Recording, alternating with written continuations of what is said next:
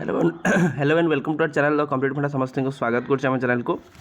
देखो बीएड पर आंध्र और छत्तीसगढ़ भरोसा तो गोटे जो मैंने बीएड आशायी अच्छा से भिडटे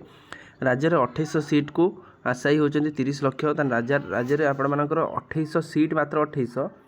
किंतु आशायी होती के 30 लक्ष से विषय देखा 30 वर्ष है घर शिक्षानुष्ठान बीएड बंद वर्ष को राज्य बाहर को जाऊँच 50,000 शिक्षार्थी दलाल लुटुंट टंका और शोषण शिकार होती छात्र छात्री कौन हो देखा गोटे गुरुत्वपूर्ण अपडेट आसी आपर पेपर में प्रमेय से विषय देखिए वीडियो को स्टार्ट करने पूर्व वीडियो बहु मात्रा शेयर करेंगे चैनल को सब्सक्राइब करेंगे देखो राज्य में बीएड नाम लेखा आशायी छात्र छात्री संख्या बढ़िबार लगी जी सीट अच्छी तार 40 गुणा छात्र छात्री आवेदन करुँच सीट न पाइले आंध्र प्रदेश छत्तीसगढ़ से भरोसा राज्यर घरोई बीएड शिक्षानुष्ठान नहीं फल राज्य बाहर को बीएड पर जाई लक्ष लक्ष टंका गणुंट छात्र छात्री एपरिक ठकामीर शिकार होती जो विभिन्न जाल सर्टिफिकेट पहुँच होती राज्य में पूर्व 80 रु अधिक घरोई शिक्षानुष्ठान रही 1995 ठारू यह बंद कर दि जाइए बंद नहीं अध्यादेश जारी कर सरकार ए बाबद कोर्ट मामला गढ़ुले हैं समाधान बाट भेटुनी राज्य में जी सरकारी बीएड शिक्षा प्रतिष्ठान रही सेठारे सीट न पाइबार वर्ष को प्राय 50,000 अधिक छात्र छात्री राज्य बाहर को जाऊँच जड़े सरकारी अधिकारी कहवा कथा 1995 जाए राज्य में घरोई बीएड शिक्षानुष्ठान थिला घरोई बीएड कॉलेजर भित्तिभूमि नहीं ओडिशा रे लक्षाधिक टंका आदाय अभियोग आसिला सरकार यह अध्यादेश आनी संपूर्ण भाव में बंद करदे सेबेठू राज्य में घरोई बीएड कॉलेज खोलिबार अनुमति दि जाऊना एपरिक भुवनेश्वर में 2टी घरोई शिक्षानुष्ठान बीएड पाठ्यक्रम खोलिया अनुमति सुप्रीमकोर्ट रे मामला है हेले सरकार अध्यादेश आनिथिबारु यह कौनसी समाधान हो पारा ना घरोई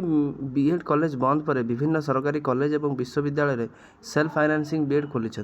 सूचना योग्य राज्य में 31टी शिक्षानुष्ठान बीएड नाम लेखापी 2800 सीट रही मात्र आमर केतटा सीट रही ओडिशा रे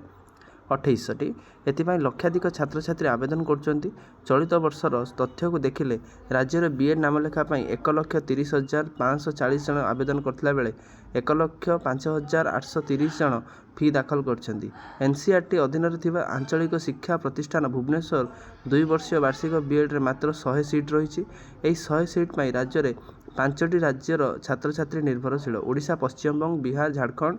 एवं अंडमान छात्र छात्री यही 100टी बीएड में आवेदन कर 100टी सीट पाखापाखि 10,000 मैंने भावतु 100टी सीट 10,000 छात्र छात्री मैंने आवेदन करपटे सरकार 2 वर्षिया बीएड सीट वृद्धि करना एमती घरोई शिक्षानुष्ठान अनुमति देना ओडिशा रे जो कम सीट को सही कम सीट मात्र 2800 सीट रोचे अधिकारी कहवा अनुଯାयी प्रतिवर्ष राज्य प्राय 50,000 रु अधिक छात्र छात्री बाहर राज्य में घरोई शिक्षानुष्ठान में बीएड नाम लिखाऊँ करेंगे कौन पिलाने जो देखिले कि हाईस्कूल जॉब कि जूनियर टीचर जॉब हो कि ओएवीएस हो से आपर बीएडटा निहाती गुरुत्वपूर्ण हो पड़ुଛି तेणु बीएड करने से भाविले बीएड करने भाविला टाइम जब ओडिशा रे जब आपंकर गवर्नमेंट बीएड ना से 2-3 थर ट्राए कले ट्राए कराया जो है से बाध्य होगी प्राइवेट बीएड को बाछिले कारण ओडिशा सेमती किसी भित्तिभूमि ना